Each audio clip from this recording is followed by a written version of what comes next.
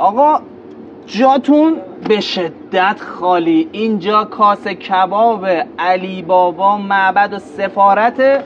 این کاسه کباب خوشمزه اردبیلیه. ببین اومدن یه جای جدید تو همون خیابون دولت، یه چهار بالاتره، درسته؟ بله. به سمت پاسداران که میان یه جای بزرگ، سالن بزرگ. اینجا چون انقدر باحال بود سالن الان شلوغ بود، گذاشت میخوام خلوتش. من گفتم سرمیزا الان همینجا داغ بگیریم.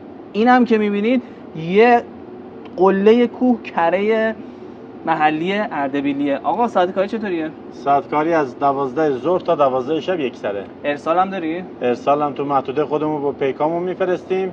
دورم باشه با اسنپراشون تو اسنپ هم با هست هزینه مشتری. درسته؟ بله. ایوالله. آقا قشنگ نون داغ تازه، برنج اصل ایرانی.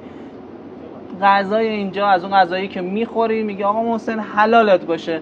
چنجشون معروفه، یعنی تو پاشو بیا اینجا این چنجی که تو کاسه کباب رو بزنی بر بدن جای دیگه نمیتونی چنجه بخوری. یه کاسه کباب هم که بگیری قشنگ 2 نفر سیر میشن. بعضن دیدم که یه چیزی هم میگیرن ببرن. بله. میمونه.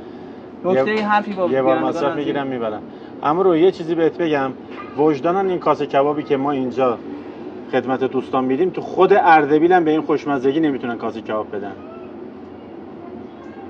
تایید میکنی؟ تایید میکنم. واه